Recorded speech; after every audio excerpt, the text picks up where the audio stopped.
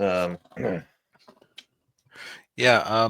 Speaking of Disney/Marvel associated failures, Daniel, you had your own thing. yes. So I partook in the documentary Doomed, which is the story of the making of Roger Corman's Fantastic Four movie. Uh, it was for those of you who are maybe not familiar with it. It was a movie that was produced by Roger Corman and another production company called Constantine Films.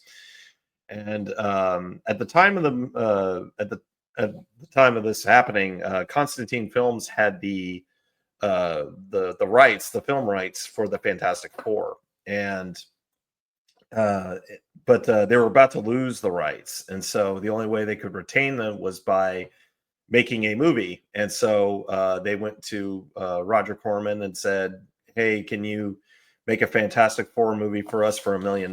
Which might not seem like a lot in movie terms, especially a superhero movie, but for somebody like Roger Corman, I mean, $1 million, that's a pretty hefty amount of money for. That this is a guy who literally one time decided, let's see if we can shoot a movie it was either a single week or a single weekend. I forget which, just to see if he could. Yeah, yes, yeah, that movie was the original Little Shop of Horrors.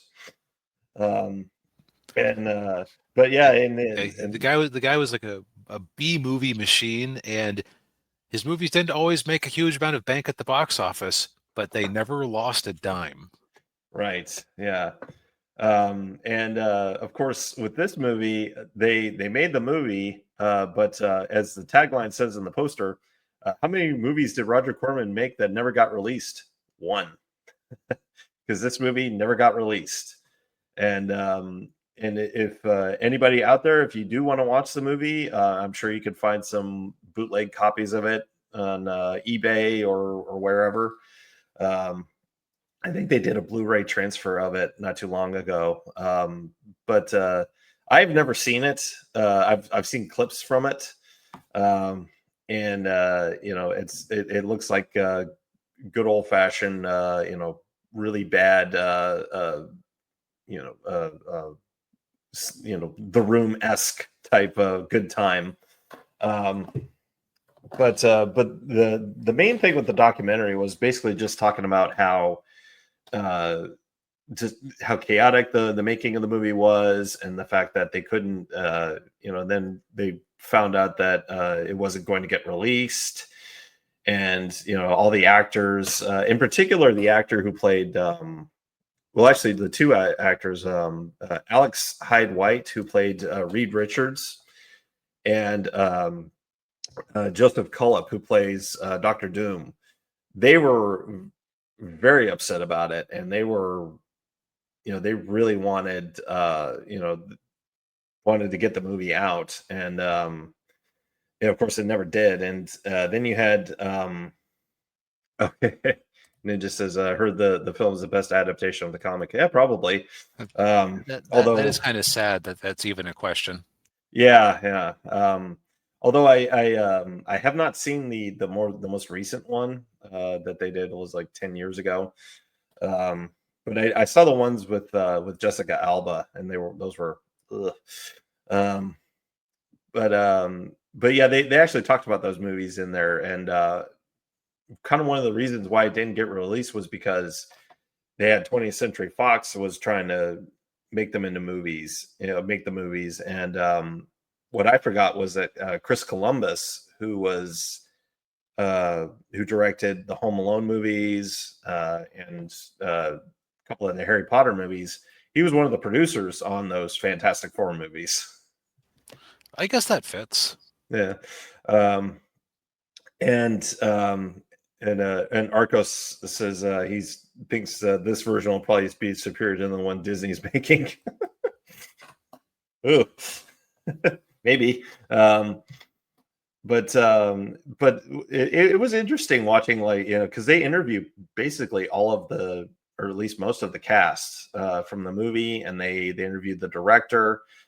because what was interesting was or kind of funny that the director and somebody else, when they found out that it wasn't going to be released, they like quasi broke into the studio or the vault area where all the film negatives were being held, and they tried to steal the negatives so that they could finish it up and get it released, but they weren't there. They were gone, and they have no idea where they are.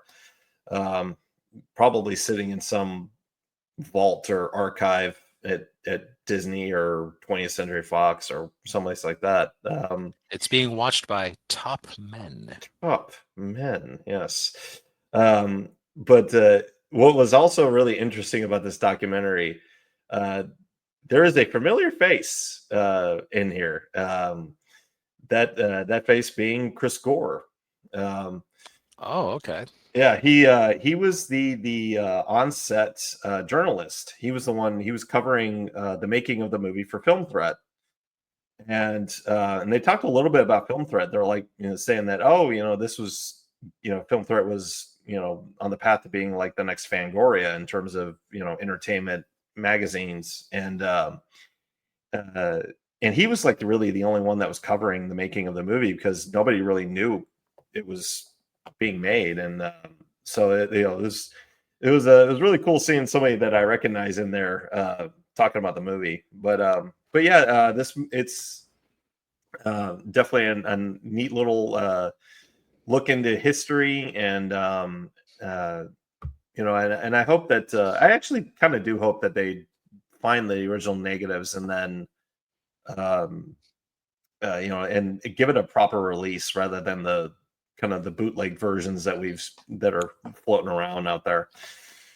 Yeah, it probably wouldn't because it's probably one of those things where because it was Batgirled before Batgirling was cool, Yeah. there's probably are some like there will probably be some hefty payments that would have to go around to bring it out of exile. On the other hand, the fact that it was canned by a company that I believe no longer exists Mhm. would probably help with that a bit. Yeah, probably. Yeah. But yeah, if you're interested in the documentary, it is on Amazon Prime.